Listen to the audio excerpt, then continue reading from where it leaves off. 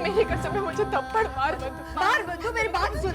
तो अगर थप्पड़ मारने में कामयाब होती है तो मैं तुझे यकीन दिलाती हूँ तेरे परिवार की सब मुसीबतें खत्म हो जाएगी। मार थप्पड़, मार बंधु। मुझे बिल्कुल बुरा नहीं लगेगा बंधु। सम्मान का मामला है बंधु, मार। आगे बढ़ बंधु। बंधु मार, तू मेरी छोटी बहन जैसे, मुझे बिल्कुल बुरा नहीं लगेगा।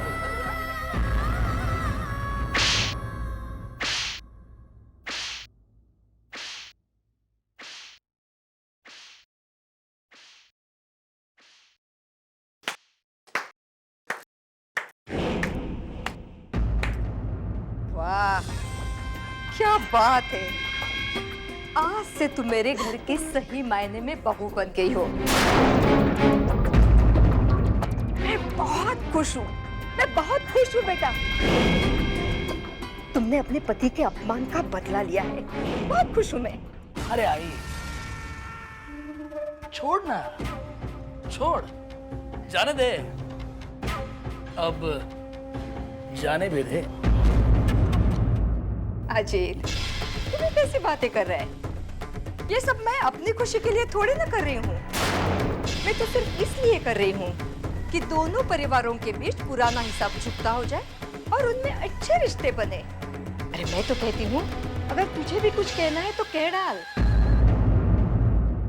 अरे आई, तू तो जानती है ना मेरा दिल कितना बड़ा है। बहुत जल्दी सब कुछ भूल जाता हूँ मैं, माफ कर देता हूँ अपने दुश्मनों को। लेकिन पता नहीं क्यों मानव के हाथों खाई हुई मार अब तक भूल नहीं पाया मैं। जब भी वो मार याद आती है बड़ा दुख होता है मुझे।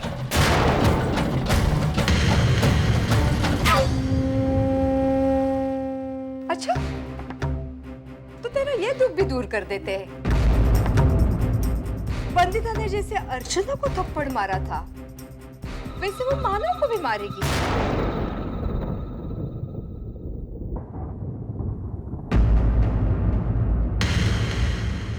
है ना बंधु? नहीं मारेगी ना बंधु? नहीं, देखो बेटा, जब लड़कियों की शादी होती है ना, तो सबसे पहले ससुराल वालों के साथ उसे रिश्ता निभाना पड़ता है। पर अगर ऐसा नहीं किया तो उसकी शादीशुदा जिंदगी खतरे में पड़ जाती है। तो ऐसे नहीं जाएगी ना? नहीं, जो भी हो जाए, लेकिन नहीं, मैं नहीं मार सकती। बंधु आगे बढ़, अपने पति के खातिर आगे बढ़, आगे बढ़ बंधु, हाथ उठाओ, हाथ उठाओ।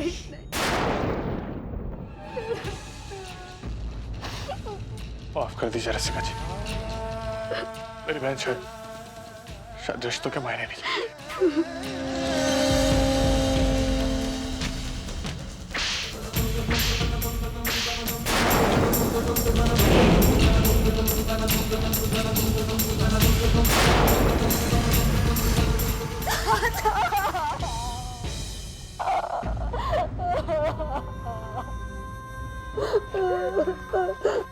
अब तक कोई शिकायत नहीं है आपको? अरे बेटा, कैसी बातें करते हो? हमें तो तुमसे कभी शिकायत नहीं थी। वो तो बंधु की शादी इतनी जल्दबाजी में हो गई ना, तो वो लेने देने का मामला रह गया, वही निपटा रहे थे। अब सब कुछ क्लियर है। देखो बेटा, अब तुम दोनों घर जाओ। बंधु बहुत थक गई है, अपनों पर उसे हाथ जो उठाना पड़ा, उसे आराम की जरूरत है, ठीक है? फिक्र मत करो अर्चना, मैं हूं ना यहाँ। इसका बहुत अच्छे से ख्याल रखूंगी।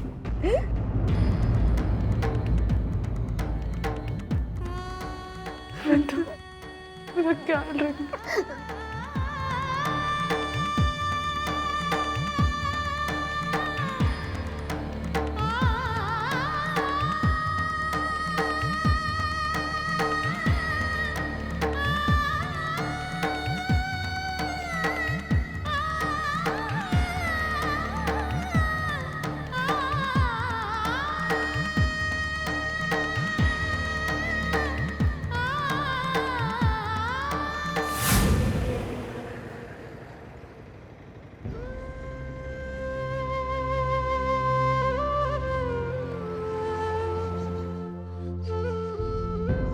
मानव, हम हम कब तक यहाँ खड़े रहेंगे? घर पे सब हमारा इंतजार कर रहे होंगे। इसी इंतजार का तो डर लग रहा है। वो पूछेंगे जब कि रसिका जी के घर क्या हुआ, वंदु ने क्यों बुलाया था, हमारी वंदु कैसी है, तो क्या क्या जवाब देंगे हम अर्चना? मानव, ये सच बताने से हमें कुछ हासिल नहीं होगा। मतलब? इससे सिर्फ दोनों घरों की कड़वाहट बढ़ेगी और कुछ नहीं। वैसे ही वंदु की शादी से सबको बहुत सदमा लगा और ऊपर से ये मानव, अगर आई को पता चल गया कि आपका इस तरह अपमान हुआ तो वो बर्दाश्त नहीं कर पाएंगी और पता नहीं गुस्से में आकर वहां जाकर उन्होंने कुछ कह दिया तो मानव, इससे सीधा असर हमारी वंदु पर पड़ेगा। इससे तो अच्छा है कि हम हमारा अपमान यहीं भूलकर घर जाते हैं, किसी को भनक तक नहीं पड़ने देंगे। इसी में हम सबकी भलाई है मानव। चलिए अब हम घर चलते हैं। अगर घर पहुंचने में देर हो गई ना मानव, तो हमारे घर वाले और परेशान हो जाएंगे।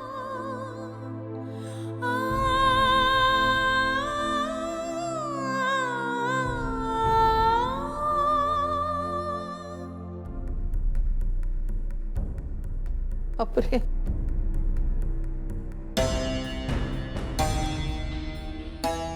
समझ में नहीं आता क्या करूं। अजून कसे आले नहीं थे लोग? हाँ, कहाँ गए होंगे ये दोनों? दादा दादा प्लीज जा, मानव को फोन करना। सविता, मैं कई बार फोन कर चुका हूँ उसको, लेकिन मानव फोन ही नहीं उठा रहा है। अरे बाप रे, तो क्या करूं मैं? ये लोगों का कुछ भरोसा नहीं, कुछ किसी भी हद तक गिर सकते हैं। कहाँ गए होंगे? श्रावणी, श्रावणी तू रसिका ताई को फोन करना, पूछना दोनों निकले क्या वहां से, प्लीज पूछना। हाँ?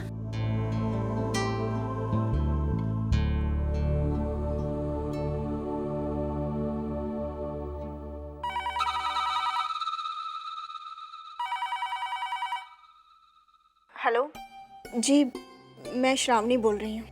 श्रावणी? ओह, मानव की दूसरी बीवी को कैसे फोन किया?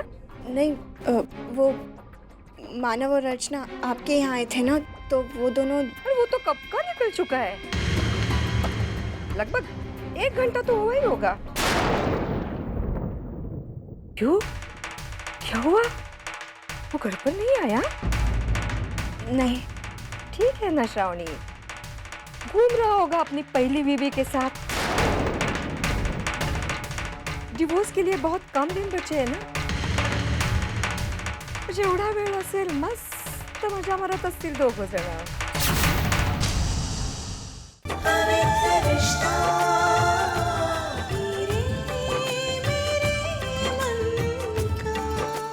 ZTV, आज लिखेंगे कल।